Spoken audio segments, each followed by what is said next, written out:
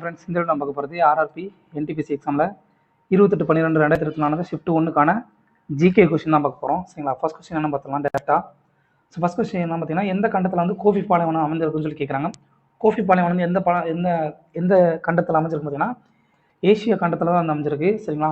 இதில் வந்து இது வந்து ஒரு குளிர் பாலைவனம். கோஃபி பாலைவனம் வந்து ஒரு குளிர் பாலைவனம். அது வந்து எந்த 2 நாட்டுக்கு இடையில அமைஞ்சிருக்கு பார்த்தீங்கன்னா, மங்கோலியா அப்புறம் சைனா, இந்த 2 நாட்டுக்கு இடையில வந்து அமைஞ்சிருக்கக்கூடியதான் இந்த கோஃபி பாலைவனம். அதுக்கடுத்து ஆப்பிரிக்காவில் இருக்கக்கூடிய முக்கியமான பாலைவனம் எதுன்னு பார்த்தீங்கன்னா, கலகாரி பாலைவனம். சரிங்களா? அதுக்கடுத்தது ஆப்பிரிக்காவில் இருக்கக்கூடிய இன்னொரு முக்கியமான பாலைவனம் சகாரா பாலைவனம். அந்த பாலைவனம் வந்து மொத்தம் 11 நாடுகள் வந்து பரவி இருக்கக்கூடியதான் இந்த சகாரா பாலைவனம். அது மட்டும் இல்லாமல் இந்தியாவில் இருக்கக்கூடிய மிக முக்கியமான பாலைவனம் எதுன்னு பார்த்தீங்கன்னா, தார் பாலைவனம். சரிங்களா? தார் பாலைவனம் தான் இந்தியாவில் அமைஞ்சிருக்கு. மோஸ்ட்டாக வந்து ராஜஸ்தான் மாநிலத்தில் வந்து அமைஞ்சிருக்கும். இது வந்து ஆரவல்லி மலைத்தொடர் இருக்கு இல்லையா, ஆரவல்லி மலைத்தொடருக்கு வடமேற்கில் அமைஞ்சிருக்கும். சரிங்களா? ஆரவல்லி மலைத்தொடரோட வடமேற்கு திசையில் வந்து இந்த தார் பாலைவனம் வந்து இந்தியாவில் வந்து அமைஞ்சிருக்கும். சரிங்களா? இதெல்லாம் ரொம்ப முக்கியமான கொஸ்டின். அடுத்த கொஸ்டின் என்ன பார்த்தீங்கன்னா, 2வது கொஸ்டின். அக்பருக்கும் ஹெமுவுக்கும் இடையில வந்து 2வது பானிபட் போர் வந்து நடந்துச்சு. அது எப்போ நடந்துச்சு சொல்லி கேட்குறாங்க. 2வது பானிபட் போர் எப்போ நடந்துச்சுன்னா 1556 தான் வந்து நடந்துச்சு. முதல் பானிபட் போர் வந்து எப்போ நடந்துச்சு பார்த்தீங்கன்னா 1526 முதலாவது பானிபட் போர் வந்து நடந்துச்சு. அது யார் யாருக்கு இடையில நடந்துச்சு பார்த்தீங்கன்னா, பாபர் அப்புறம் இப்ராஹிம் லோடி. சரிங்களா? லோடி வம்சத்தின் கடைசி அரசனான இப்ராஹிம் லோடி, இவங்க 2 பேருக்கு இடையில தான் வந்து நடந்துச்சு. சரிங்களா? மொத்தம் வந்து 3 பானிபட் போர் நடந்திருக்கும். இந்த பானிபட்ன்றது எங்கே இருக்கு பார்த்தீங்கன்னா, டெல்லிக்கு பக்கத்தில் இருக்கக்கூடிய ஒரு பிளேஸ் தான் வந்து இந்த பானிபட், நியரஸ்ட் டு டெல்லி. சரிங்களா? டெல்லிக்கு பக்கத்தில் இருக்கக்கூடிய இடம் தான் இந்த பானிபட்டு. அது இல்லாமல் இந்த 2வது பானிபட் போர் யார் யாருக்கு இடையில நடந்துச்சு. முதல் பானிபட் போர் வந்து 1526, 2வது பானிபட் போர் வந்து 1556, 3வது பானிபட் போர் வந்து 1761. சரிங்களா? அது 3 ஞாபகம் வச்சுக்கோங்க. கட்டாயம் பானிபட் போர் பற்றின கொஸ்டின் வந்து அதிகமாகவே கேட்பாங்க. ஸோ ஃபர்ஸ்ட் பானிபட் போரில் வந்து பாபருக்கும், முதலாவது பானிபட் போர் வந்து பாபருக்கும் இப்ராஹிம் லோடிக்கும் இடையில வந்து நடந்துச்சு. சரிங்களா? அதே 2வது பானிபட் போர் வந்து அக்பருக்கும் ஹெமு அவருக்கும் வந்து இடையே நடந்துச்சு. அக்பரோட பாதுகாவலர் பேர் வந்து என்ன பேர் பார்த்தீங்கன்னா, பைரம் கான். சரிங்களா? அக்பருடைய பாதுகாவலர் பேர் வந்து பைரம் கான். அக்பர் வந்து எப்போ வந்து அரியணை ஏறினார் பார்த்தீங்கன்னா, அவருடைய 18வது வயசுல வந்து அரியணை ஏறினார். சரிங்க, இதுவும் கேட்பாங்க. அடுத்ததான் 3வது பானிபட் போர் வந்து 1761 மராத்திய பேரரசுக்கும் அடுத்து அகமது ஷா அப்தாலி அவருக்கும் இடையில வந்து நடந்துச்சு. சரிங்களா? அகமது ஷா அப்தாலி வந்து டெல்லி வந்து படையெடுத்திருப்பாரு. அவருக்கும் மராத்தா பேரரசுக்கும் வந்து இடையில நடந்ததுதான் இந்த 3வது பானிபட் போர். சரிங்களா? அடுத்த கொஸ்டின் என்ன பார்த்தீங்கன்னா, பின்வரும் எந்த இரண்டு நாடுகள் தென் அமெரிக்க நாடுகளில் ரெண்டு நாடு வந்து நிலப்பரப்பு இழந்தோம்னு சொல்லி கேட்கலாம். அதாவது ரெண்டுமே வந்து லேண்ட்லாக்டு கண்ட்ரின்னு சொல்லுவாங்க. சரிங்களா? ஆங்கிலத்தில் வந்து லேண்ட்லாக் கண்ட்ரிஸ், அதாவது சுற்றிலும் நிலத்தால் வந்து சூழப்பட்டிருக்கும். சரிங்களா? அதுதான் வந்து லேண்ட்லாக் கண்ட்ரிஸ். சரிங்களா? உதாரணமாக வந்து சொல்லணும்னா, நம்ம ஆசியாவில் வந்து மங்கோலியா. சரிங்களா? மங்கோலியா வந்து சுற்றிலும் நிலத்தால் வந்து சூழப்பட்டிருக்கும். வேற எந்த கடல் வந்து எதுவுமே இருக்காது. சரிங்களா? அப்படி 2 நாடு எதுவும் பார்த்தீங்கன்னா, தென் அமெரிக்கா கண்டத்தில் வந்து பராகுவே அப்புறம் பொலிவியா, அந்த 2 நாடு வந்து லேண்ட்லாக்டு கண்ட்ரிஸ். சரிங்களா? அடுத்த கொஸ்டின். எந்த ஆண்டு இஸ்ரோபால் மார்ஸ் ஆர்பிட்டர் மிஷன் அறிமுகம் செய்யப்பட்டது? மார்ஸ் ஆர்பிட்டர் மிஷன்னா வேற ஒன்றும் இல்லை, செவ்வாய் கிரகத்துக்கு வந்து இந்தியா வந்து விண்கலம் வந்து ஏவச்சு பார்த்தீங்களா, அதுதான் மார்ஸ் ஆர்பிட்டர் மிஷன். சரிங்களா? அது வந்து எப்போ ஏவப்பட்டுச்சு அப்படின்னு பார்த்தீங்கன்னா, 5 நவம்பர் 2013 தான் வந்து ஏவப்பட்டது. சரிங்களா? இதை ஏவிய வந்து விண்கலத்தோடைய பேர், லான்ச் வெஹிக்கிளோட பேர் என்ன பார்த்தீங்கன்னா, PSLV C-25. சரிங்களா? இந்தியா வந்து செவ்வாய் கிரகத்துக்கு வந்து விண்கலத்தை ஏவிய 4வது கண்ட்ரி. அதே நேரத்தில் செவ்வாயோட ஆர்பிட், சரிங்களா, செவ்வாயோட சுற்றுவட்டத்தை வந்து ஃபர்ஸ்ட் அட்டம்ப்ட்ல வந்து டச் பண்ண நாடு எதுன்னு பார்த்தீங்கன்னா, ஃபர்ஸ்ட் அட்டம்ப்ட்லேயே வந்து தொட்ட நாடு எதுன்னு பார்த்தீங்கன்னா இந்தியா தான். சரிங்களா? செவ்வாயோட சுற்றுவட்ட பாதையில் வந்து விண்கலத்தை வந்து நிலைநிறுத்திய வந்து இந்தியா வந்து ஃபர்ஸ்ட் நிறுத்திருக்கும். பட் செவ்வாய் கிரகத்துக்கு வந்து விண்கலத்தை ஏவியதில் 4வது நாடு எதுன்னு பார்த்தீங்கன்னா இந்தியா. சரிங்களா? இது எப்போ ஏவப்பட்டது? மிஷன் MOM சொல்லுவாங்க ஆங்கிலத்தில், மார்ஸ் ஆர்பிட்டர் மிஷன். செவ்வாய் கிரகத்துக்கு விண்கலத்தை ஏவியது வந்து 5 நவம்பர் 2013. ரொம்ப முக்கியம். அதே மாதிரி லான்ச் வெஹிக்கிள் என்னன்னு கேட்டிங்கன்னா PSLV C-25. அடுத்த கொஸ்டின் என்ன பார்த்தீங்கன்னா, ஸோ பின்வருபவர்களில் இந்தியாவின் இளம் ஜனாதிபதியாக இருந்தவர் யாருன்னு சொல்லி கேட்குறாங்க. இதுக்குள்ள இந்தியாவுடைய யங்கஸ்ட் பிரசிடென்ட் யாருன்னு பார்த்தீங்கன்னா, நீலம் சஞ்சீவி ரெட்டி தான். சரிங்களா? இவர் வந்து 1977 82 வரைக்கும் வந்து இந்தியாவுடைய ஜனாதிபதியாக இருந்திருக்காரு. இவர் வந்து first president of India after becoming the CM of the state. அதாவது இந்தியாவில் வந்து ஒரு மாநிலத்துடைய முதலமைச்சராக தேர்ந்தெடுக்கப்பட்ட பின் இந்தியாவுடைய ஜனாதிபதியான முதல் பிரசிடென்ட் யார் பார்த்தீங்கன்னா நீலம் சஞ்சீவ் ரெட்டி அவர் தான் வந்து முதல் பிரசிடென்ட் அப்படி தேர்ந்தெடுக்கப்பட்டவர்ல. அடுத்து இந்தியாவுடைய அதாவது போட்டியின்றி தேர்ந்தெடுக்கப்பட்ட பிரசிடென்ட் யார் பார்த்தீங்கன்னா அதுவும் இந்த நீலம் சஞ்சீவ் ரெட்டி தான். Only president to elect unopposed. சரிங்களா. அதே நேரத்தில் இந்தியாவுடைய ஃபர்ஸ்ட் பிரசிடென்ட் யார் பார்த்தீங்கன்னா doctor Rajendra Prasad.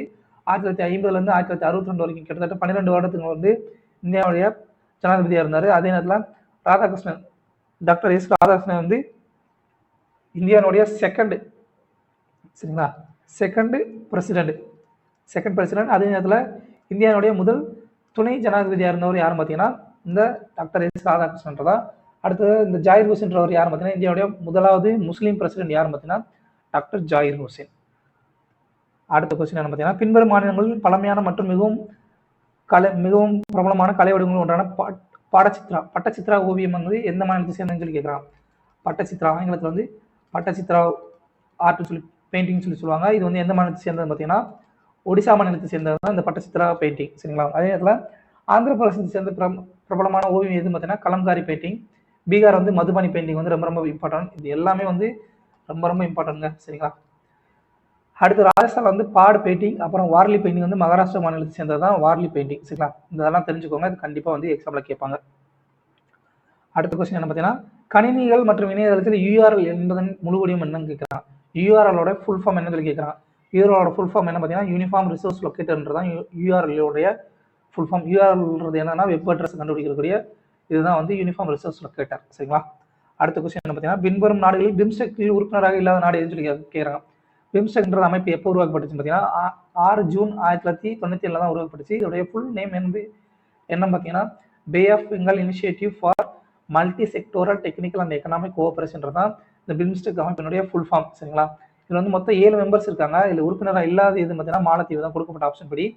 But 7 members யார் பார்த்தீங்கன்னா இது எல்லாமே வங்காள விரிகுடாவோட வந்து தங்களுடைய எல்லையை வந்து பகிர்ந்து கொள்ளக்கூடிய நாடுகளாக தான் இருக்கும். பூட்டான் நேபாளை தவிர. சரிங்களா.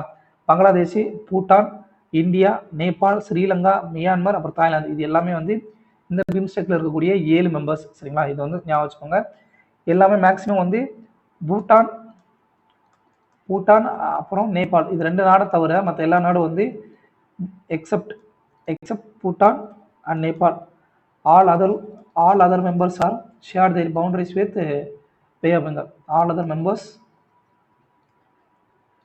shared their boundary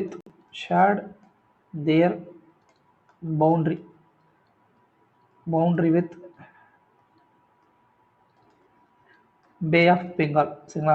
வங்காள விரிகுடாவோட வந்து மற்ற எல்லா நாடுகளும் வந்து தங்களோட எல்லையை வந்து பகிர்ந்துக்கும். சரிங்களா. அடுத்த கொஸ்டின் என்ன பார்த்தீங்கன்னா சுகன்யா சமிருதி யோஜனா என்றால் என்ன கேட்குறாங்க. சுகன்யா சமிருதி யோஜனா என்ன பார்த்தீங்கன்னா பெண் குழந்தைக்கு ஒரு சிறிய வைப்பு திட்டம், ஆர்டி மாதிரியான சிறிய வைப்பு திட்டம் தான் வந்து சுகன்யா சமிருதி யோஜனா. இது வந்து எப்போ கொண்டு வரப்படுச்சு பார்த்தீங்கன்னா 2015 தான் கொண்டு வரப்படுது. As a part of Beti Bachao பேட்டி பத்தாவோன்ற திட்டத்தின் ஒரு பகுதியாக வந்து கொண்டு வரப்பட்டது தான் வந்து இந்த சுகன்யா சமிருதி யோஜனா. இது வந்து 2015 வந்து கொண்டு வரப்பட்டது. சரிங்களா. மோஸ்ட்டாக வந்து இது வந்து போஸ்ட் ஆஃபீஸில் வந்து நீங்கள் கேட்டிருப்பீங்க இந்த வார்த்தையை வந்து. அடுத்த கொஸ்டின் என்ன பார்த்தீங்கன்னா சுற்றுச்சூழல் பாதுகாப்பு சட்டம் வந்து இந்தியாவில் வந்து எப்போ கொண்டு வரப்படுதுன்னு கேட்குறாங்க. சரிங்களா. சுற்றுச்சூழல் பாதுகாப்பு சட்டம் எப்போ கொண்டு வரப்படுதுன்னா 1986 கொண்டு வரப்படுது தான் இந்தியாவுடைய சுற்றுச்சூழல் பாதுகாப்பு சட்டம். சரிங்களா. இது வந்து மொத்தம் 26 செக்ஷன் அப்புறம் 4 சாப்டர் வந்து கொண்டு வரும்போது இருந்தது. சரிங்களா. அடுத்த கொஸ்டின் கால்சா பந்தை நிறுவிய சீக்கிய குரு யாருன்னு சொல்லிக்கிறாங்க. கால்சா பந்துன்ற அமைப்பை நிறுவிய சீக்கிய குரு யார் பார்த்தீங்கன்னா குரு கோபிந்த் சிங் ஜி தான். சரிங்களா. மொத்தம் வந்து 10 சீக்கிய குருக்கள் இருக்காங்க. சரிங்களா. 10 சீக்கிய குருக்கள் இருக்காங்க. ஃபர்ஸ்ட் குரு யார் பார்த்தீங்கன்னா குருநானக் ஜி. சரிங்களா. அவர் தான் வந்து இந்தியாவில் இந்த சீக்கிய மதத்தை வந்து தோற்றுவித்தவர் யார் பார்த்தீங்கன்னா குருநானக் ஜி தான். சரிங்களா. அவர் வந்து சீக்கிய ரிலிஜன் வந்து தோற்றுவித்தவர். அதுக்கு அடுத்ததான் குரு தேஜ் பகதூர் வந்து 9வது சீக்கிய குரு. அடுத்து குரு ஹர்கோவிந்த் ஜின்றது 6வது சீக்கிய குரு. சரிங்களா. இவர் வந்து இந்த குருநானக் ஜி வந்து எப்போ பிறந்தார் பார்த்தீங்கன்னா 14 ஏப்ரல் 1469 அப்போதான் வந்து பிறந்திருப்பார். சரிங்களா. அடுத்த கொஸ்டின் என்ன பார்த்தீங்கன்னா பின்வரும் அளவுகளில் ஒரு பொருளின் அளவிட பயன்படுவது எதுன்னு கேட்குறாங்க. பொருளோட அளவிட பயன்படக்கூடிய அளவு என்ன பார்த்தீங்கன்னா மோல். சரிங்களா. டெஸ்லான்றது எதை பற்றின அளவீடு பார்த்தீங்கன்னா எதனுடைய அழகு பார்த்தீங்கன்னா மேக்னெட்டிக் ஃபீல்ட் ஸ்ட்ரென்த், காந்தப்பாய் அடர்த்தி இருக்கு இல்லையா, காந்தப்பாய் அடர்த்தி அதனுடைய அழகு தான் வந்து டெஸ்லா. சரிங்களா. அடுத்து ஆற்றலினுடைய அழகு எதுன்னு பார்த்தீங்கன்னா ஜூல். சரிங்களா. இதெல்லாம் வந்து கேட்கக்கூடிய கொஸ்டின். மொத்தம் வந்து பேசிக்காக வந்து 7 யூனிட் இருக்கும். அது என்னன்னு பார்த்துக்கோங்க. நீளம், நிறை, காலம், நிறை, அப்புறம் மின்னோட்டம், வெப்பநிலை, அந்த மாதிரி வந்து ஒரு 7 யூனிட் வந்து இருக்கும். அது என்னன்றதை பார்த்துக்கோங்க. அதோட அளவு பார்த்துக்கோங்க. அதை பற்றி கண்டிப்பாக கேட்பாங்க. அதில் ஒன்று தான் இந்த பொருளின் அளவு. பொருளின் அளவு substance of matter. Substance of matters. அதோட ஃபார்முலா என்ன? மோல். அடுத்த கொஸ்டின், சபரிமலை கோயில் எங்கே உள்ளதுன்னு சொல்லி கேட்குறான். சபரிமலை கோயில் வந்து எங்கே இருக்கு பார்த்தீங்கன்னா கேரளா மாநிலத்தில் தான் இருக்குது. சரிங்களா? அது வந்து ஐயப்பன் கோயில். அடுத்து ஒரிசால இருக்கக்கூடிய ஃபேமஸான கோயில் எதுன்னு பார்த்தீங்கன்னா பூரி ஜெகநாதர் ஆலயம், அடுத்து கோனார்க் சன் டெம்பிள். இது ரெண்டும் வந்து ரொம்ப ரொம்ப முக்கியமான கோயில் வந்து ஒடிசால அமைஞ்சிருக்கக்கூடியது. சரிங்களா? அடுத்து பின்வருவதில் எது வந்து வைரஸால் ஏற்படக்கூடிய நோய் கேட்குறாங்க. வைரஸால் ஏற்படக்கூடியது எது பார்த்தீங்கன்னா சின்னம்மை மட்டும்தான். சரிங்களா? மற்றபடி காசநோய் வந்து டிபின்னு சொல்லுவோம். காசநோய் வந்து பாக்டீரியாவில் உருவாகக்கூடிய நோய். காலராவும் பாக்டீரியாவில் உருவாகக்கூடிய நோய். டைபீரியா வந்து டைபாய்டும் பாக்டீரியாவில் உருவாகக்கூடிய நோய் தான். இது வந்து டைஃபாய்டு வந்து எந்த பகுதியை பாதிக்கும் பார்த்தீங்கன்னா சிறுகுடல், மனிதனுடைய சிறுகுடல் பகுதியை வந்து பாதிக்கக்கூடியதான் இந்த டைஃபாய்டு நோய். சரிங்களா? அதே நேரத்தில் மலேரியா வந்து எதனால உருவாகக்கூடிய நோய் பார்த்தீங்கன்னா பிளாஸ்மோடியம்ன்றதுனால உருவாகக்கூடியதான் வந்து இந்த மலேரியா நோய். அடுத்து கொடுக்கப்பட்ட சில வைரல் டிசீஸ், வைரஸால் உருவாகக்கூடிய நோய்கள் வந்து எதுன்னு பார்த்தீங்கன்னா டெங்கு, சிக்கன்குனியா, எய்ட்ஸ், ரேபிஸ், சின்னம்மை, போலியோ. இதெல்லாம் வந்து வைரஸால் உருவாகக்கூடிய நோய். சரிங்களா? இந்த மாதிரி வைரஸால் உருவாகக்கூடிய நோய், பாக்டீரியாவில் உருவாகக்கூடிய நோய், அப்புறம் பிளாஸ்மோடியத்தால் உருவாகக்கூடிய நோய் எதுன்னு சொல்லி கேட்பாங்க. அதை நல்லா தெரிஞ்சுக்கோங்க. அடுத்து உபுந்துன்றது என்ன கேள்வி கேட்குறாங்க. உபுந்துன்றது ஒரு ஓஎஸ், ஆப்ரேட்டிங் சிஸ்டம். சரிங்களா? மால்வேர்ன்றது என்ன பார்த்தீங்கன்னா மால் ஃபங்க்ஷனிங் சாஃப்ட்வேர் தான் வந்து மால்வேர்னு சொல்லுவோம். ஓஎஸ்க்கு வந்து இன்னும் சில எடுத்துக்காட்டு இருக்குது. அது என்ன பார்த்தீங்கன்னா ஆப்பிள் மேக் ஓஎஸ், அடுத்து மைக்ரோசாஃப்டோட விண்டோஸ், அடுத்து லினக்ஸ். இது எல்லாமே வந்து ஓஎஸ்க்கு எடுத்துக்காட்டு. சரிங்களா? அடுத்து வெப் ப்ரௌசருக்கு வந்து எடுத்துக்காட்டு எதுன்னு பார்த்தீங்கன்னா Google chrome, Mozilla Firefox, Microsoft edge. இது எல்லாமே வந்து வெப் ப்ரௌசருக்கு வந்து எடுத்துக்காட்டு. சரிங்களா? அடுத்த கொஸ்டின் என்ன பார்த்தீங்கன்னா பின்வருவற்றில் எது ஒரு இணக்க தொடர்பினை சிம்பாயட்டிக் ரிலேஷனை காட்டுகிறது. கொடுக்கப்பட்ட எது வந்து சிம்பாயட்டிக் ரிலேஷன்ஷிப்னு சொல்லி கேட்குறாங்க. அதாவது ரெண்டு உயிர்கள் வந்து ஒன்றோட ஒன்று சேர்ந்து வாழ்றதா வந்து சிம்பாயட்டிக் ரிலேஷன்ஷிப் சொல்லுவாங்க. அது வந்து எதுன்னு பார்த்தீங்கன்னா பூஞ்சை பாசி, ஆங்கிலத்தை வந்து லைக்கன்னு சொல்லி சொல்லுவாங்க. லைக்கன்ஸ். சரிங்களா? ஆல்காவும் பாசியும். சரிங்களா? ஆல்காவும் பூஞ்சை ஃபங்கஸும் வந்து ஆல்கே ப்ளஸ் ஃபங்கஸோட லைஃப் தான் வந்து ஆல்கேவும் ஃபங்கஸும் சேர்ந்து வந்து வாழ்றதா வந்து லைக்கன்ஸ் சொல்லுவாங்க. இது வந்து ஒரு பயோ இண்டிகேட்டராக வந்து செயல்படும். ஏர் பொல்யூஷன் இருக்கு இல்லையா, ஏர் பொல்யூஷன் வந்து கண்டுபிடிக்கிறதுக்காண்டி காற்று மாசோட கண்டுபிடிக்கிறதுக்காக உருவக்கூடியதான் வந்து இந்த லைக்கன்ஸ்.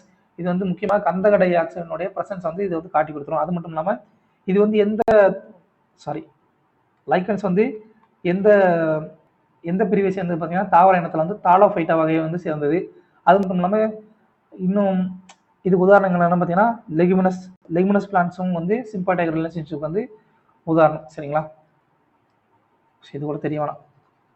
ஏற்கனவே எலியர் வந்து அழிஞ்சிருச்சு. சாரிங்க. இது மட்டும் தெரிஞ்சுக்கோங்க. லைக்கன்ஸ் வந்து எந்த பகுதி, எந்த தாவர இனத்தில் எந்த வகையை சேர்ந்ததுன்னா தாலோஃபைட்டா வகையை சேர்ந்தது. அடுத்த கொஸ்டின், பின்வருவற்றில் ஸ்ரீநகர் மற்றும் லேவை இணைக்கக்கூடிய கணவாய் எதுன்னு சொல்லியிருக்காங்க. லே வந்து எங்கே இருக்குது அப்படின்னு பார்த்தீங்கன்னா லடாக்கில் தான் இருக்கக்கூடியதான் லே. சரிங்களா? ஸ்ரீநகரையும் லேவையும் இணைக்கக்கூடிய கணவாய் பாஸ் வந்து எதுன்னு சொல்லி கேட்குறாங்க. சரிங்களா? எதுன்னு பார்த்தீங்கன்னா சோஜிலா பாஸ் தான். சரிங்களா? அடுத்து பாராலச்சா பாஸ் வந்து எங்கே இருக்குன்னு பார்த்தீங்கன்னா ஹிமாச்சல் பிரதேசில் இருக்குது. இது வந்து லேவையும் லடாக்கையும் இணைக்கக்கூடியதான் வந்து பாராலச்சா பாஸ். சரிங்களா? அடுத்ததான் ஜேலம்லா வந்து எங்கே இருக்குன்னு பார்த்தீங்கன்னா ஜேலம்லா கணவாய் வந்து சிக்கிமில் இருக்குது. இது வந்து சிக்கிமையும் திபெத்தையும் வந்து இணைக்கக்கூடியது. அடுத்து நாத்துலா கணவாய் வந்து சிக்கிமில் தான் இருக்குது. அதுவும் சிக்கிமும் திபெத்தையும் வந்து இணைக்கக்கூடியது. சிப்கிலா பாஸ் வந்து ஹிமாச்சல பிரதேசில் இருக்குது. இது வந்து திபெத்தில், இந்தியாவையும் திபெத்தையும் வந்து இணைக்கக்கூடியது. இந்த சிப்கிலா பாஸ் வழியாக தான் வந்து சட்லஜ் ரிவர் இல்லையா, சட்லஜ் ஆறு வந்து இந்தியாவுக்குள் நுழையிறது எது வழியாக நுழையும் பார்த்தீங்கன்னா இந்த சிப்கிலா கணவாய் வழியாக தான் வந்து சிப்கிலா பாஸ் வழியாக தான் வந்து இந்த சட்லஜ் ரிவர் என்டர்ஸ் இந்தியா. சரிங்களா? இந்தியாவுக்குள்ள நுழையும் சட்லஜ் ரிவர் வந்து சிப்கிலா பாஸ் வழியாக வந்து இந்தியாவுக்குள்ள நுழையும். அதுக்கடுத்து பின்வரும் நினைவு சின்னங்கள் எது வந்து டெல்லியில் நிறுவப்படலன்னு சொல்லி கேட்குறான். கொடுக்கப்பட்ட நினைவு சின்னங்களை எது வந்து டெல்லியில் இல்லைன்னு சொல்லி கேட்குறான். ஆன்சர் எதுன்னு பார்த்தீங்கன்னா புலந்தர்வாசா. சரிங்களா? குஜராத் நிறைய எழுதியிருந்திருக்கேன், ஆனால் என்ன ஆயிடுச்சு தெரியல. சரிங்களா? புலந்தர்வாசா வந்து எங்கே இருக்கு பார்த்தீங்கன்னா ஆக்ராவில் இருக்குது. உத்தரப்பிரதேசில் ஆக்ராவில் இருக்குது. சரிங்களா? புலந்தர்வாசா. அடுத்து அலை தர்வாசான்றது எங்கே இருக்கு பார்த்தீங்கன்னா பில்டு பை அலாவுதீன் கில்ஜி. இது வந்து குதுப் மினார் பக்கத்தில் இருக்கக்கூடிய ஒரு பகுதி தான் வந்து இந்த அலை தர்வாசா. தர்வாசா அப்படின்னா வந்து ஹிந்தியில் என்ன பார்த்தீங்கன்னா கதவுன்னு அர்த்தம். சரிங்களா, ஹிந்தியில் வந்து கதவுன்னு அர்த்தம். அடுத்து இந்தியா கேட்டுன்றது designed by Edwin Lutyens. Edwin லூட்டியன்ஸ்ன்றது இந்தியா கேட்டுன்றது ஒரு போர் நினைவு சின்னம். சரிங்களா, அந்த துப்பாக்கி வந்து தலைகீழாக இருக்கும். அது மேலே வந்து சிப்பாய்களுடைய அந்த ஹெல்மெட் இருக்கும். அதில் வந்து அமர்ஜோதின்னு சொல்லி இராணுவ வீரர்களுக்காக மரியாதை செலுத்தக்கூடிய உருவாக்கப்பட்டதான் இந்த இந்தியா கேட்டு. எட்வின் லூட்டியன்ஸ் உருவாக்கியது தான் வந்து இதனோட டிசைன் பண்ணவர். அடுத்து ஹிமாயன் கல்லறை வந்து எங்கே இருக்குது பார்த்தீங்கன்னா அது வந்து டெல்லியில் தான் இருக்குது. பட் இதை வந்து கட்டியவங்க யாரும் பார்த்தீங்கன்னா அவங்களுடைய விடோ ஒய்ஃப், அவங்களோட ஒய்ஃப் பிகா பேகம்ன்றதான் ஹாஜி பேகம்னு சொல்லி சொல்லுவாங்க. ஸோ புலந்த் தர்வாசாக்கு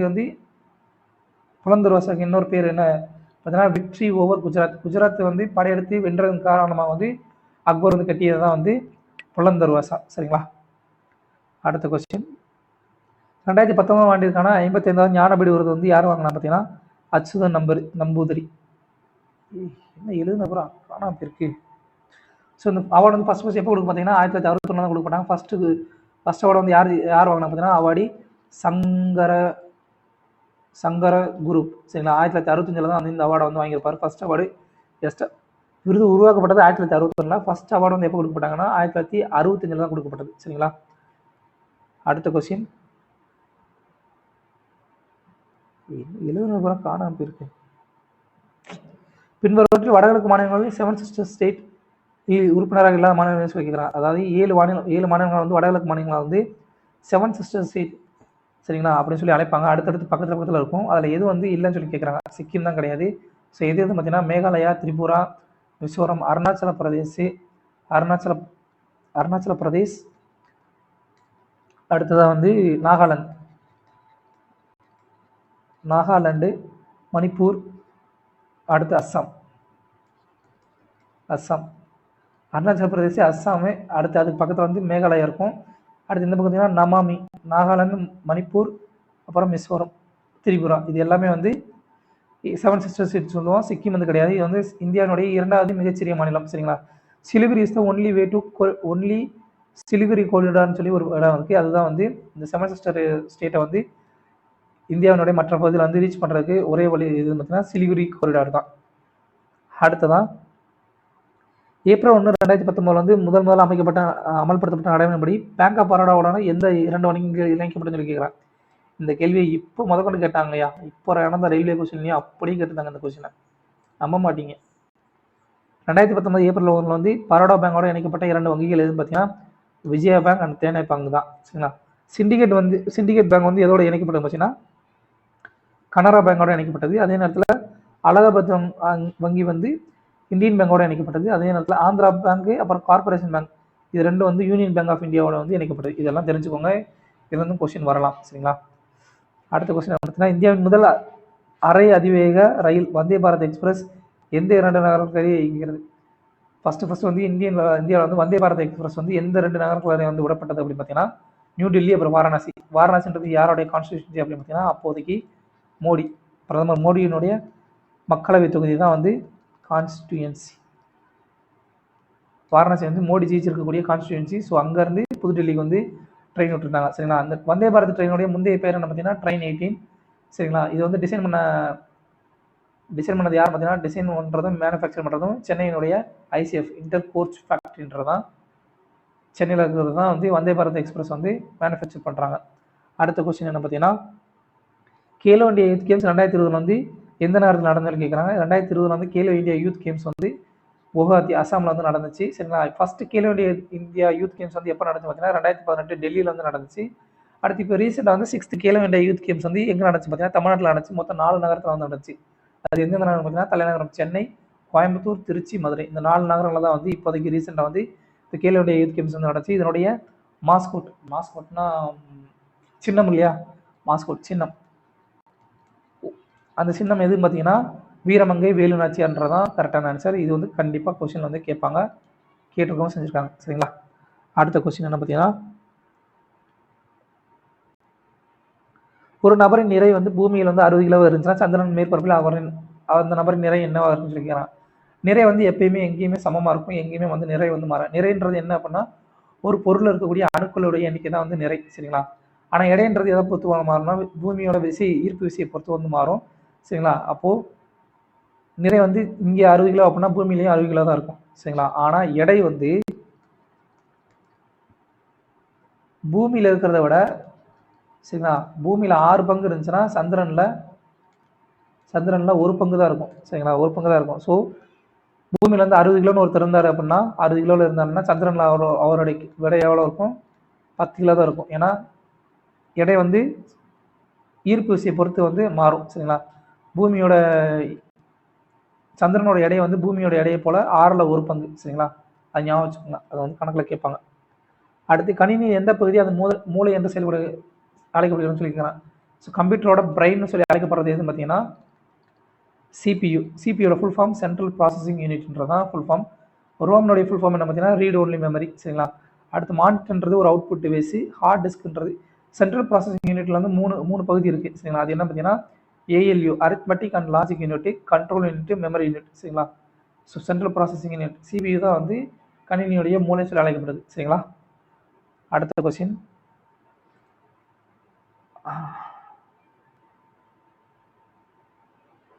பின்வருவற்றில் DRDOவால் உருவாக்கப்பட்ட மல்டி பேரல் ராக்கெட் அமைப்பின் பெயர் என்ன கேட்குறாங்க. DRDO அமைப்பினால் உருவாக்கப்பட்ட ராக்கெட், பல்வேறு ராக்கெட்டுகள் வந்து ஒரே நேரத்தில் செலுத்துறது. ராக்கெட்னா இது ஒன்றும் விண்வெளிக்கு செலுத்துகிற ராக்கெட் கிடையாது, எதிரிகளை தாக்கக்கூட ராக்கெட், சரிங்களா. மிஷல்னு வச்சுக்கோங்களேன். ஆமாம், missile, multi barrel missile thrower, சரிங்களா. அது என்ன பார்த்தீங்கன்னா பினாக்கான்றதான் கரெக்டான ஆன்சர். DRDOவோட ஃபுல் ஃபார்ம் என்ன பார்த்தீங்கன்னா டிஃபென்ஸ் ரிசர்ச் அண்ட் டெவலப்மெண்ட் ஆர்கனைசேஷன்றதான் அதனுடைய ஃபுல் ஃபார்ம். அடுத்து பிருத்திவின்றது என்ன பார்த்தீங்கன்னா இந்தியாவுடைய ஃபர்ஸ்ட் சர்ஃபேஸ் டு சர்ஃபேஸ், நிலத்திலேருந்து நிலத்தில் உள்ள இலக்கை தாக்கக்கூடிய முதல் ஏவுகணை எது பார்த்தீங்கன்னா இந்தியாவுடைய முதல் ஏவுகணை பிருத்திவி. திரிசூல்ன்றது சர்ஃபேஸ் டு ஏர் மிசைல், பூமியிலிருந்து வானத்தில் இருக்கிற இலக்குகளை தாக்குறதுக்கு உருவாக்கப்பட்டதான் திரிசூல் ஏவுகணை. அடுத்ததான் கொடுக்கப்பட்டதில் செரிகல்ச்சர்னா எதனுடைய சம்மந்தப்பட்ட சொல்லியிருக்கிறேன். செரிகல்ச்சர்ன்றது பட்டுப்புழு வளர்ப்பினோட சம்மந்தப்பட்டது வார்த்தை தான் செரிகல்ச்சர். தேனி வளர்ப்பு வந்து என்ன சொல்லுவோம் பார்த்தீங்கன்னா எப்பிகல்ச்சர். மீன் வளர்ப்பு வந்து எப்படி சொல்லுவோம்னா பிசிகல்ச்சர். ஹார்டிகல்ச்சர்ன்றது ஃப்ரூட் ப்ரொடக்ஷன், ஹார்டிகல்ச்சர்ன்றது தோட்டக்கலைன்னு சொல்லி சொல்லுவோம், பழங்கள் உற்பத்தி வந்து இது பண்ணுவாங்க. அடுத்து ஒலரிகல்ச்சர்ன்றது கல்டிவேஷன் ஆஃப் வெஜிடபிள்ஸ். ஒலரிகல்ச்சர்ன்றது என்ன பார்த்தீங்கன்னா ஒலரிகல்ச்சர்ன்றது காய்கறிகள் வளர்ப்பு தான் வந்து ஒலரிகல்ச்சர்னு சொல்லி சொல்லுவாங்க. இது வந்து கண்டிப்பாக கேட்பாங்க, சரிங்களா. அடுத்த கொஸ்டின் என்ன பார்த்தீங்கன்னா பின்வரும் ஐக்கிய நாடுகளின் பாதுகாப்பு கவுன்சிலில் நிரந்தர உறுப்பினர் இல்லாத நாடு என்று கேட்குறான். So United nation security council இருக்கு இல்லையா, செக்யூரிட்டி கவுன்சில், அதில் வந்து மொத்தம் வந்து 15 மெம்பர்ஸ் இருப்பாங்க, சரிங்களா. 15 மெம்பர்ஸ் இருந்திருப்பாங்க, 15 மெம்பர்ஸ். அதில் வந்து 5 பேர் வந்து பர்மனன்ட் மெம்பர்ஸ், 5 பேர் பர்மனன்ட் மெம்பர், 10 பேர் வந்து நான் பர்மனன்ட் மெம்பர்ஸ், சரிங்களா. இந்த 10 பேர் வந்து எவ்ரி 2 இயர்ஸ்க்கு வந்து தேர்ந்தெடுக்கப்படுவாங்க, எவ்ரி 2 இயர்ஸ் வந்து தேர்ந்தெடுக்கப்படுவாங்க, சரிங்களா. இந்த 5 பர்மனன்ட் மெம்பர்ஸ் யாருன்னு பார்த்தீங்கன்னா அதில் இல்லாத நாடு எது பார்த்தீங்கன்னா ஜப்பான் தான், சரிங்களா. எது 5 பர்மனன்ட் நாட்ஸ் பார்த்தீங்கன்னா USA, Russia, China, United kingdom, France. இது எல்லாமே இந்த 5 வந்து பர்மனன்ட் மெம்பர்ஸ், நிலையான நிரந்தர உறுப்பினர்கள், சரிங்களா. நிரந்தர உறுப்பினர் நாடு எது பார்த்தீங்கன்னா இந்த 5 நாடு. இதனுடைய ஸ்பெஷாலிட்டி என்ன பார்த்தீங்கன்னா இப்போ UN செக்யூரிட்டி கவுன்சில் வந்து ஏதாவது ஒரு தீர்மானம் கொண்டு வராங்க அப்படின்னா இந்த 5 பேர்த்தில் யாராவது ஒருத்தர், எல்லாருமே அதாவது இந்த 15 மெம்பர்ஸில் வந்து இந்த 10 மெம்பர்ஸ் ஓகே சொல்கிறாங்க, அந்த மிச்சம் 4 மெம்பர்ஸ் ஓகே சொல்கிறாங்க. ஏதோ ஒருத்தர், இப்போ ரஷ்யா வந்து இப்போ வந்து ஒரு பர்மனன்ட் மெம்பரு, அது வந்து பர்மனன்ட் மெம்பராக இருக்கிற நாடு வந்து அந்த தீர்மானத்தை வேணான்னு சொல்லிட்டாங்க அப்படின்னு சொன்னாங்கன்னா அந்த தீர்மானம் கண்டிப்பாக நிறைவேறாது. அதுதான் 5 பர்மனன்ட் மெம்பர்ஸினுடைய பவர், அதிகாரம். அடுத்த கொஸ்டின் பார்த்தீங்கன்னா கூடங்குளம் அணுமின் நிலையம் எந்த மாநிலத்தில் உள்ளதுன்னு கேட்குறாங்க. கூடங்குளம் அணுமின் நிலையம் வந்து எங்கே இருக்குன்னா தமிழ்நாட்டில் இருக்குது, சரிங்களா. தமிழ்நாட்டில் மொத்தம் 2 அணுமின் நிலையம் இருக்குது, சரிங்களா. ஒன்று என்ன பார்த்தீங்கன்னா ஒன்று கூடங்குளம், இன்னொன்று வந்து கல்பாக்கம், சரிங்களா. மொத்தம் வந்து இந்தியாவில் வந்து டோட்டல் வந்து 7 அணுமின் நிலையங்கள் இருக்குது. ஃபஸ்ட்டு உருவாக்கப்பட்டது எது பார்த்தீங்கன்னா தாராப்பூர், மும்பையில் இருக்கக்கூடிய தாராப்பூர்ன்ற இடத்துல உருவாக்கப்பட்டது தான் 1969 உருவாக்கப்பட்டது. அதுக்கடுத்து வந்து ராஜஸ்தானில் வந்து ரவத்பாட்டான்னு ஒரு அணுமின் நிலையம் இருக்குது. குஜராத்தில் வந்து தாராப்பூர், குஜராத்தில் வந்து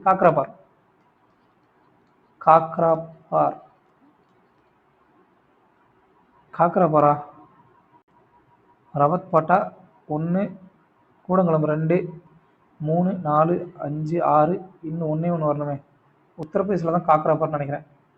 தாராப்பூர், சாரிங்க அது கரெக்டாக சொல்கிறேன். மொத்தம் 7 இருக்கும். உத்தரப்பிரதேசில் 1 இருக்கும், ராஜஸ்தான் 1, ரவத்பாட்டா, குஜராத்தில் வந்து கை கர்நாடகா வந்து கைக்கான்ற ஒரு அணுமின் நிலையம் இருக்கும். குஜராத்தில் வந்து காக்கராப்பாரா இல்லை இன்னொரு அணுமின் நிலையம் பேர் மறந்துருச்சா? சாரி, அதை மட்டும் 2 மட்டும் மென்ஷன் பண்ணுறேன் லேட்டராக. அடுத்து சுதந்திரம் என் பிறப்புரிமை அதை அடந்தே தீர்வேன்னு சொல்லி சொன்னவர் யாருன்னு பார்த்தீங்கன்னா, அதாவது freedom is my birth right, I shall have it அப்படின்னு சொல்லி யார் பார்த்தீங்கன்னா பாலகங்காதர திலகர் தான். இவர் வந்து மராட்டா மாநிலத்தை சேர்ந்தவர். த ஃபாதர் ஆஃப் இந்தியன் அன்ரெஸ்ட்னு சொல்லி அழைக்கப்படுவார். இந்திய unrest, father of Indian unrest சொல்லி அழைக்கப்படுற யார் பார்த்தா இந்த பாலகங்காதர திலகர் தான். இவருக்கு வந்து இன்னொரு பேர் இருக்குது, லோக்மானிய திலகம் சொல்லி செல்லம் அழைக்கப்படக்கூடியவர். இவர் வந்து ஹோம் ரூல் லீக், அதாவது தன்னாட்சி இயக்கத்தை வந்து ஏப்ரல் 1916 வந்து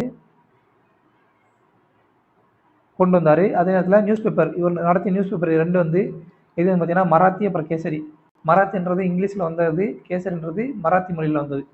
அடுத்தது கோபாலகிருஷ்ண கோகுல் என்றவர் யார் பார்த்தீங்கன்னா காந்தியினுடைய அரசியல் குரு அழைக்கப்படுவது அந்த கோபால கிருஷ்ண கோகுலை. இவர் உருவாக்கிய அமைப்பு எதுன்னு பார்த்தீங்கன்னா சர்வன்ஸ் ஆஃப் இந்தியன் சொசைட்டி, அதாவது ஜிஐஜி, கோபால கிருஷ்ண கோகுலை, ஜிகேஜின்னு வருது. அதே மாதிரி இங்கே சர்வன்ஸ் ஆஃப் இந்தியன் சொசைட்டி, எஸ்ஐஎஸ்ன்னு சொல்லி வரும். சரிங்களா?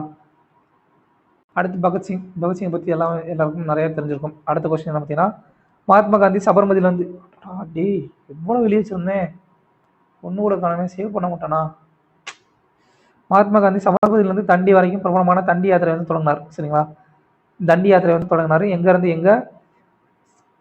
குஜராத் என்னோட சபர்மதி ஆசிரமத்துலேருந்து தண்டி வரைக்கும். சரிங்களா? குஜராத் மாவட்டத்தில் எந்த மாவட்டத்தில் வந்து தண்டி இருக்குன்னு சொல்லி கேட்குறாங்க. தண்டி வந்து நவ்சாரின்ற இடத்துல தான் இருக்குது. சரிங்களா? போர்பந்தர்ன்றது காந்தியினுடைய பர்த் பிளேஸ். சரிங்களா? காந்தி பிறந்த இடம் தான் வந்து இந்த போர்பந்தர். சரிங்களா? சூரத்துக்கு வந்து தபதி நதிக்கரையில் அமைஞ்சிருக்கு. இது வந்து டைமண்ட் சிட்டி சொல்லுவாங்க. இப்போது இந்த குஜராத்தில் வந்து தண்டி யாத்திரை வந்து எப்போ நடந்துச்சுன்னா 1930 வந்து நடந்துச்சு. சரிங்களா? 1930 தான் வந்து இந்த உப்பு சத்தியாகிரகம் நடந்துச்சு. இதில் வந்து காந்தியோட சேர்ந்து மொத்தம் எத்தனை பேர் பங்கேற்றுக்கிட்டாங்க பார்த்தீங்கன்னா 78 பேர் வந்து இதில் பங்கேற்றுக்கிட்டாங்க. இந்த நம்பர்ஸ் வந்து கேட்பாங்கப்பா. சரிங்களா? அடுத்த கொஸ்டின் என்ன பார்த்தீங்கன்னா, பின்வரும் எந்த ஊடகங்கள் மூலம் ஒளி பயணிக்க முடியாது? கொடுக்கப்பட்ட எந்த ஊடகங்கள் மூலமா ஒளி பயணிக்க முடியாதுன்னா, ஒளி வந்து வெற்றிடத்துல வந்து பரவாது. சவுண்டு. சரிங்களா? சவுண்டு வந்து வெற்றிடத்துல வந்து பரவாது. சவுண்டு பரவதுக்கு வந்து ஒரு ஊடகம் தேவை. ஸ்பீட் ஆஃப் சவுண்ட் இன் ஏர், சவுண்டுடைய வேகம் காற்று லெவலில் பார்த்தீங்கன்னா 343 மீட்டர் பெர் செகண்ட்ன்றதான் கரெக்டான ஆன்சர். அடுத்து மனிதனால் கேட்கப்படக்கூடிய சப்தத்தின் அதிர்வெண் என்ன பார்த்தீங்கன்னா, ஃப்ரீக்வன்சி என்ன பார்த்தீங்கன்னா 20 ஹெர்ட்ஸ்லேருந்து 20,000 ஹெர்ட்ஸ் வரைக்கும். சரிங்களா? 20,000 ஹெர்ட்ஸ் வரைக்கும். 20,000ன்றதை 20K ஹெர்ட்ஸ்ன்னு சொல்லி எழுதலாம். சரிங்களா? அடுத்த கொஸ்டின், ராஜதரங்கன் என்ற நூலை எழுதியவர் யார் பார்த்தீங்கன்னா, ராஜதரங்கன்றதை எழுதியவர் யார் பார்த்தீங்கன்னா கல்கானர் எழுதியது தான் ராஜதரங்கனி. இது வந்து சமஸ்கிருத மொழி எழுதப்பட்டது. இதனுடைய மீனிங் என்ன பார்த்தீங்கன்னா ரிவர் ஆஃப் கிங்ஸ்ன்றதான் ராஜதரங்கன் என்ற வார்த்தைக்கு அர்த்தம். அதுக்கடுத்து ஜெயதேவர் எழுதிய ஃபேமஸான போயம் எதுன்னு பார்த்தீங்கன்னா கீதா கோவிந்தம்ன்றதான். இவர் வந்து கீதா கோவிந்தம். அடுத்து சந்த் பரதா எழுதியது வந்து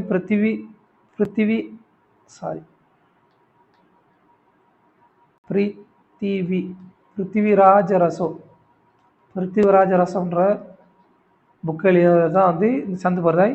அடுத்து காளிதாஸோட ஃபேமஸான புக் எது பார்த்தீங்கன்னா குமார சம்பவம், ரகுவம்சம், விக்ரம ஊர்வசியம், அடுத்து மாளவியாக்கினி மித்திரம், அபிஜன சாகுந்தரம். இதெல்லாம் வந்து காளிதாசர் எழுதிய மிக முக்கியமான புத்தகங்கள். அடுத்த கொஸ்டின், மக்களவை உறுப்பினர்கள் வந்து மொத்தம் வந்து எத்தனை பேர் இருப்பாங்கன்னு சொல்லி கேட்குறாங்க. 552. இப்போ வந்து இந்த எக்ஸாம் நடந்தப்போ வந்து 552 பேர் இருந்தாங்க. இப்போ வந்து எத்தனை பேர் இருக்காங்க பார்த்தீங்கன்னா 550 பேர் தான் இருக்காங்க. ஏன் அப்படின்னா 104வது அரசியலமைப்பு சட்டத்திருத்தம் 2019 படி அந்த ஆங்கிலோ இந்தியர்களுக்கான ரிசர்வ் சீட் அவங்களுக்குன்னு ஒதுக்கப்பட்டிருக்க அந்த சீட்டை வந்து பார்லிமெண்ட், அப்புறம் வந்து லோக்சபா, அப்புறம் லீகிஸ்லேட்டிவ் மாநிலங்களுடைய சட்டமன்றங்களில் வந்து நீக்கிட்டாங்க அந்த 104வது அரசியலமைப்பு சட்டத்தின்படி. இது வந்து கண்டிப்பாக கேட்பாங்க. சரிங்களா? அப்போ இப்போ கரண்ட்டாக மொத்தம் வந்து எத்தனை சீட்டு இருக்குன்னு பார்த்தீங்கன்னா 550 சீட்டு தான் இருக்குது. சரிங்களா? அதுக்கு மட்டும் இல்லாமல் இது வந்து இந்த ஆங்கிலோ இந்தியர்களுக்கு வந்து இந்த இடஒதுக்கீடு வந்து கொடுத்த அரசியலமைப்பினுடைய சரத்து எதுன்னு பார்த்தீங்கன்னா ஆர்டிகல் 331 தான் ரைட்டான ஆன்சர். அடுத்ததாக மக்களவை உறுப்பினர்கள் வந்து மக்களவை வந்து என்ன சொல்லி அழைப்போம் அப்படின்னா லோக்சபான்னு சொல்லி அழைப்போம். இது வந்து மக்களவை வந்து கீழவை. இது வந்து எது வந்து ஆர்டிகல் 81 வந்து லோக்சபாவை பற்றி குறிப்பிடுது. சரிங்களா?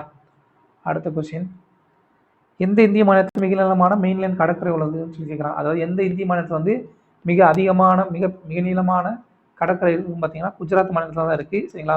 மொத்தம் இந்தியாவில் வந்து 9 மாநிலங்கள் வந்து கடற்கரை வந்து பரவி இருக்கு. அது எது பார்த்தீங்கன்னா குஜராத், மகாராஷ்டிரா, கோவா, கர்நாடகா, கேரளா, தமிழ்நாடு, ஆந்திர பிரதேஷ், ஒடிசா, வெஸ்ட் பெங்கால். அப்புறம் ரெண்டாவது செகண்ட் லாங்கஸ்ட், சரிங்களா, இரண்டாவது நீளமான கடற்கரை, சரிங்களா, கடல் பரப்போட பகிர்ந்துக்கக்கூடிய மாநிலம் எதுன்னு பார்த்தீங்கன்னா ஆந்திர பிரதேஷ். சரிங்களா? அடுத்து இந்தியாவுடைய மொத்த கோஸ்ட்லைன், மொத்த கடற்கரையினுடைய பரப்பு எவ்வளோ பார்த்தீங்கன்னா 7516.6 கிலோமீட்டர் தூரம் வந்து இந்திய கடற்கரை வந்து பரவி இருக்கு. சரிங்களா? 7516.6 கிலோமீட்டர். இது கண்டிப்பாக கேட்பாங்க, தீவுகளோட சேர்த்து. சரிங்களா? அடுத்த கொஸ்டின் என்ன பார்த்தீங்கன்னா, இந்தியாவுடைய 14 நினைக்கிறேன் 14 மகாரத்னா கம்பெனிஸ் வந்து இப்போ ரீசெண்டாக இருக்குது. கொடுக்கப்பட்டதில் வந்து மகாரத்னா கம்பெனி எது இல்லைன்னு சொல்லி கேட்குறாங்க. மகாரத்னா கம்பெனி எதுன்னு சொல்லி கேட்குறாங்க. கோல் இந்தியா லிமிடெட்ன்றது மகாரத்னா கம்பெனி. சரிங்களா? அந்த மாதிரி நிறைய கம்பெனிஸ் இருக்குது. Hindustan petroleum corporation, Indian oil corporation, அடுத்து ONGC oil and natural gas company, அதுக்கடுத்து பவர் கிரிட் கார்பரேஷன், கெயிலு, இப்போ செயில்லாம் வந்திருக்கு, செயில். இந்த மாதிரி ஒரு 14 கம்பெனிஸ் வந்து இந்தியாவுடைய மகாரத்னா கம்பெனி சொல்லி அங்கீகரிக்கப்பட்டிருக்கு. அதை வந்து அடுத்தது இன்னொரு வீடியோவில் பார்க்கலாம். அடுத்த கொஸ்டின் என்ன பார்த்தீங்கன்னா, இந்திய மத்திய உருளைக்கிழங்கு ஆராய்ச்சி நிலையம் எங்கே இருக்குன்னு சொல்லியிருக்கேன். உருளைக்கிழங்கு ஆராய்ச்சி நிலையம் எங்கே இருக்குன்னு பார்த்தீங்கன்னா சிம்லா, ஹிமாச்சல பிரதேசில் இருக்கக்கூடிய சிம்லான்ற இடத்துல தான் இருக்குது. அதே நேரத்தில் டொபாக்கோ புகையிலை ஆராய்ச்சி நிலையம் வந்து இந்தியாவில் எங்கே இருக்கு பார்த்தீங்கன்னா ராஜமுந்திரி, ஆந்திர பிரதேஷ் மாநிலத்துடைய ராஜமுந்திரியில் வந்து இருக்குது. அடுத்து பிரார்த்தனை சமாஜ நிறுவியர் யாருன்னு இருக்காங்க. பிரார்த்தனை சமாஜ நிறுவியர் வந்து ஆத்மராம் பாண்டுரங்கவர். இது வந்து எப்போ நிறுவப்பட்டதுன்னா 1867 நிறுவப்பட்டது, மகாராஷ்டிரா மாநிலத்தில். சரிங்களா? பிரம்ம சமாஜம் இல்லை, இது வந்து பிரார்த்தனை சமாஜம் 1867. அதுக்கடுத்தது வந்து ராஜாராம் மோகன் ராய் வந்து 1828 வந்து பிரம்ம சமாஜம் அமைப்பை வந்து நிறுவிப்பார். எங்கன்னா கொல்கத்தாவில் வந்து நிறுவிப்பார். அடுத்ததாக சுவாமி தயானந்த சரஸ்வதி வந்து ஆரிய சமாஜத்தை வந்து உருவாக்கியிருப்பார் 1875. ஃபர்ஸ்ட் உருவானது பிரம்ம சமாஜம், ரெண்டாவது வந்து பிரார்த்தனா சமாஜம், மூணாவது வந்து ஆரிய சமாஜம். இந்த மூணை பற்றி கொஸ்டின் அடிக்கடி வரும். ஆரிய சமாஜம் வந்து 1875 வந்து உருவாக்கப்பட்டது. அடுத்ததாக ராமகிருஷ்ண நம்மளுடைய சுவாமி விவேகானந்தர் வந்து ராமகிருஷ்ண மிஷன் வந்து 1897 வந்து வேலூர்ன்ற இடத்துல வந்து நிறுவிப்பார். சரிங்களா? அடுத்த கொஸ்டின், சர்வதேச நீதிமன்ற தலைமையகம் எங்க இருக்குன்னு கேட்குறாங்க. அதாவது இன்டர்நேஷனல்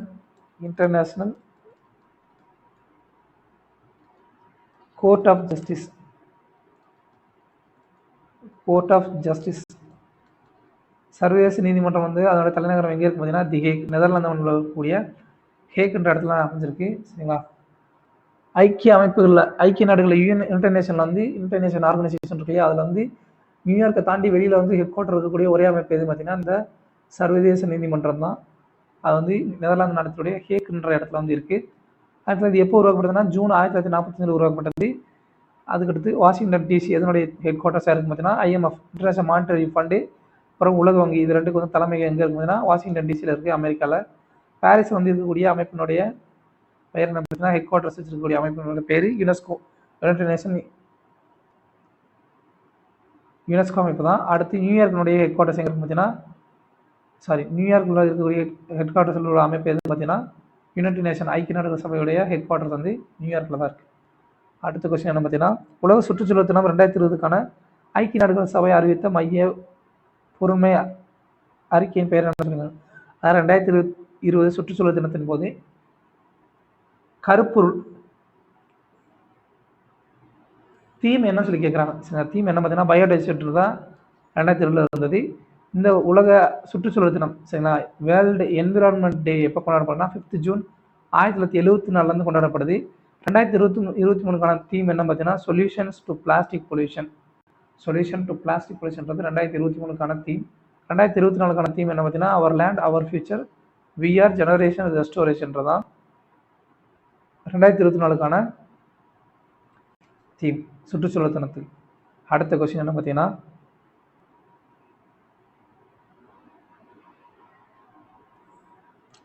அவ்வளோதான் நினைக்கிறேன் கொஸ்டின்ஸ் மொத்தம். எஸ், ஸோ அவ்வளோ ஃப்ரெண்ட்ஸ், தேங்க்யூ.